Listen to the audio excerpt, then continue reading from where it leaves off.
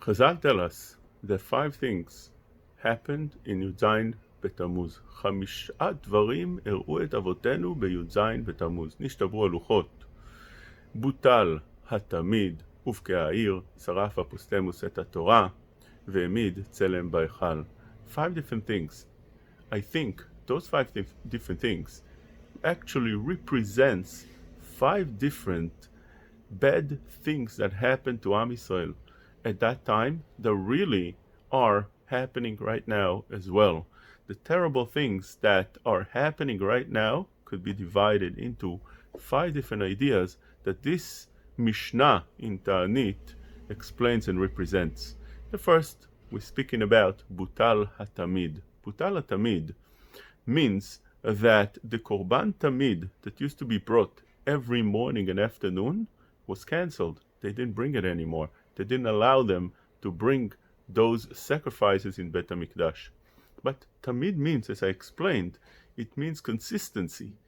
We don't have any more consistency. A terrible pandemic that we went through caused us that with the consistency that we need so much for the structure of our life, which means a man needs to wake up in the morning, he goes to shul, after shul he eats breakfast, and he goes to learn a little bit Torah. Afterwards, some go to Kollel, some go to work until afternoon, late afternoon, you come back home, you pray, mincha, arvit. That's the structure of a life. This is the schedule of people, and people need that for their well-being. If you don't have consistency, you don't have structure, you don't have something that follows on a regular path every day, that breaks a person down. It brings him also of feelings of sadness, feelings of depression, feelings of tense, and all kind of other issues that come along with that. This is Butl Hat Amid. We are right now experiencing this year, especially this year, this very, very problematic Butl Hat Amid, the consistency stopping. And the second thing that it says over here is Nivkea ha'ir. Nivkea ha'ir means Yerushalayim, that had big walls around it, surrounding it, protecting the city. At י"ז בתמוז, that city was broken into, and now the enemy came in and started devastating the city, breaking down, looting, killing, and destroying everything around. But the wall in Chazal also represents something else. It represents the house of a person. It represents his family. It represents his wife. Chazal tell us that hasharui belo isha, sharui belo choma. If you don't have a wife, you don't have a wall. What does it mean? What's the connection between a wife and a wall? Well, a wall, as I explained right now, it protects a person. It gives him a good feeling that he's not vulnerable to other things that could easily come and destroy the way he lives. And that's what a wife is all about. When you have a house, when you have a wife, you have such a place that you call your own, which gives you that feeling of protection to everything important that you have in life. Your spirituality, your daily schedule that we mentioned before, and many other things. If a person doesn't have a wife, everything now is shuttered. Everything becomes now something that doesn't have the same meaning. It doesn't have the same structure of life. And more than that, he breaks down also his family. Without a wife, he doesn't have a family of his own as well. And many times a person has a wife and then he lost his wife. Many times a wife had a husband and she lost her husband. And when you do that, you're breaking down an entire family and you're breaking down yourself as well. Well, we live in a society today that in a way also encourages people to break down their house. Why is that? Because today, we're in society that we live, the society tells a wife that lives with her husband, that if she doesn't want to live with him anymore, for any given reason, she should get out. It's a good thing for her. And she'll be supported. She'll be supported by the city. She'll be supported by him. She'll have everything that she wants. She'll receive the kids. She'll receive everything that she wants as long as she leaves her husband. And for minor reasons, many wives take the bait and they actually go to start a petition to divorce from their husband. What happens with that is something very interesting, because at the time it looks like she's going to get everything, and the city does actually give her everything she wants. But when she signs that petition for divorce, she actually signs up for a life of misery. A woman is never happy after she gets divorced, and it takes her years and years and years to actually come back to herself and recover from that blow. A husband as well, but a husband is not as bad as the wife that gets the blow, the ultimate blow that lasts a very long time. So that bait that the city gives a wife and tells her, go to court. The court will give you everything you want, and after that you leave your husband and you'll be out there and there'll be so many men that'll be interested in you. Don't fall for that. Don't fall for that, because in reality it does not happen. It's a fantasy. It does not happen in reality. Women get divorced and they stay miserable. They sign up for misery for the rest of their life. And same thing with a husband. A husband that thinks that he'll get divorced and afterwards he'll live happily ever after, it does not happen. And if somebody goes for that bait, he should know that he's destroying his life and the life of his children as well. And this is what we started off with. Nishtabu haluchot. What is luchot? Present. Luchot is something that were given to us from HaKadosh Baruch Hu. And although they're given to us by HaKadosh Baruch Hu, they're vulnerable. We can break them. And this is what children are. Children were given to us by HaKadosh Baruch Hu. And it's so easy to break those children. We need to invest and put so much work and emphasis into those children. But they're so easy to break. They're so vulnerable. They're so fragile that one should take so much precaution from not breaking those little children that HaKadosh Baruch Hu gave us. And when a person actually exercises the uvkeah ha'ir, he breaks his family, or she breaks her family, because of the bait the city gives them, the society tells them, they should know that they break in also with that the luchot, the children that HaKadosh Baruch Hu gives us. And those children, it's known that once a child lives at home without a father, as we call a broken house, he's more likely, way more likely, to commit crime, to become depressed, to have issues, whether it's issues with himself or with society. In a competitive world, it's so hard out there, even if you have everything going for you. But now that you take a kid that doesn't grow at home, you're breaking and crushing every opportunity that he has almost. And in American society, they say that a kid that grows without his father is 10 times more likely to commit crime. He's 5 times more likely to take drugs. He's 4 times more likely to drop out of school. This was said by the previous president.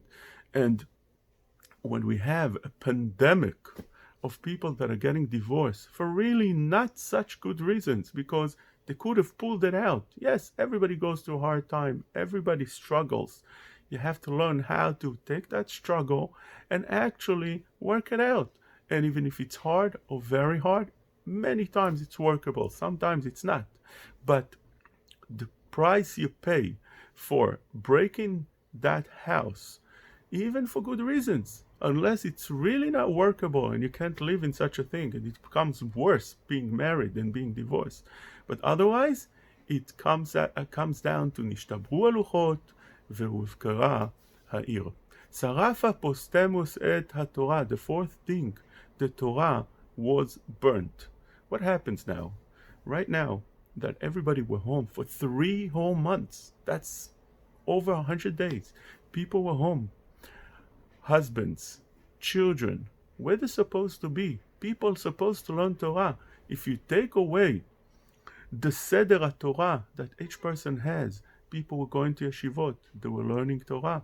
Children, avrechim, even balei batim, we had their Seder Limud every day after shul, at night, daf yomi, whatever it is. Each person has time that he actually puts in to learn Torah, that fills him with so much inside. It gives him a reason to be who we are. We are Jewish people that are shaped by the Torah. And when you close down that faucet of Torah, and people can't go anymore to shul to learn Torah, they can't go anymore to yeshiva to learn Torah, and especially the children that need that Torah, because if you don't have the sdarim of learning Torah, so what do?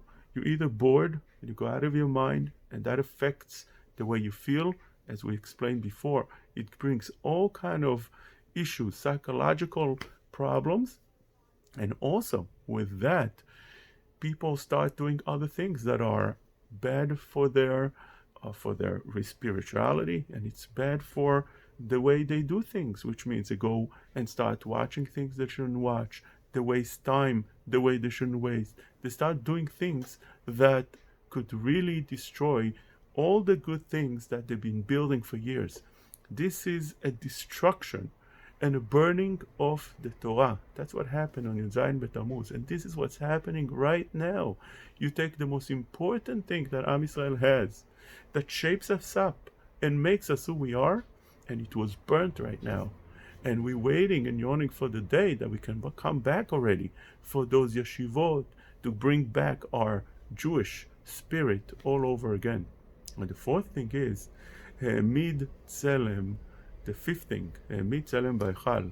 Tselem B'Echal. What's the Echal? Echal is Bet HaMikdash. That's the top and the peak of the Kedusha. And what's the Tselem? Tselem is an idol. You take the peak of Tum'ah. You take that Tum'ah and you put it inside the Kedusha. What happens over here? What happens is confusion. There's a complete confusion with that. You take Tumah and you take Kedusha, you put them together, it's Basar B'Chalav, it's Shatnez, it doesn't work together. It doesn't operate together. This is what's happening today. What's happening today is that people are completely confused. They don't know what's good, and they don't know what's bad. It's an amazing thing. Even within the Jewish community, you lost already a sense of what's right and what's wrong. You lost already sense of who has the right to say what things are, the way things should be, and what the correct thing is, and who doesn't have a right. Today, everybody already became a man da'amar. You have people that lead you and tell you what's the right thing to do, what Hashem wants from us, how society should conduct itself, how the Jewish people should go about, what's the right way, and what's the agenda of the Jewish people, where those people have no right to say such things. Because in order to tell us what is the right thing to do, you have to be a tremendous Talmid Chacham. You have to be a Gdol Hador. Yes, everybody has a place of where they can talk and what they could say. You can't have a doctor telling you what the Torah wants from you. You can't have somebody that knows other things tells you what the medical world wants from you. Each one has his profession, and each profession has a level of how much they know. You have a doctor, and you have higher than a doctor. You have the professors. You have those that know more than them. If you want to go to and know what's the right thing to do, you go to the highest. But you can't have every young boy that has a yarmulke on the head and calls himself a rabbi, tells us, and he's a good speaker. He could be a good speaker. Today there's a lot of good speakers. But those good speakers don't have a right to tell us what HaKadosh Baruch Hu wants from us. That's a complete confusion within Klal Yisrael. And we've lost the sense of who's a rabbi and who's a speaker. Who's a posek and who's just a young person or even an old person. That's not his area at all. Who can tell us what Hashem wants from us and who can't? Those things are confused, and that is called putting a tselem in the hechal. That's a terrible thing. When you attack all those different things, those 5 things, and you put them together into the era we're living right now, into the society that we live right now, it becomes something that's so destructive, and it's so hard to survive in such a society, in such a time that we're living right now. And this is what we're fasting on Yud Zayin B'Tammuz. We're fasting on Yud Zayin B'Tammuz that those things that happened back then, what represents those 5 things actually happening right now, a destruction of the family life. Destruction of the family life could be seen today very openly at the riots that are happening throughout the world. What's happening throughout the world, throughout America? What's happening throughout America as a result of that? America is the destruction happens within itself, because all these things that we spoke about right now takes a toll on people. Eventually, it comes out. Although it doesn't come out within our society, we don't see it in the Jewish people so much, but those seeds that you'll see sprouting right now out are happening within us as well. These terrible things are affecting us as well. We are also taking those baits by the court to go and get divorced easily. We also taking what society gives our children, all these bad things that are bad influence on our little children, that we need to take care and watch that they do only the right things. Otherwise they'll be lost souls. All those things that we spoke about right now are really affecting us, and they're affecting us in a way much more because we are so fragile. And when you take something fragile and you do something rough with it, it has much more of a bad impression on such a thing. Because of that, we need to mourn right now in Yud Zayin B'Tammuz those 5 things that are happening to us right now. This is not a past problem in the time of Bet HaMikdash, in the time of Moshe Rabbeinu, that nishtabu aluchot. No, these 5 things are happening to us in a much worse way right now. Be'ezrat Hashem, we hope and pray that HaKadosh Baruch Hu will send us Mashiach right away to give us the Geulah Shlema from all these terrible things that are happening to us.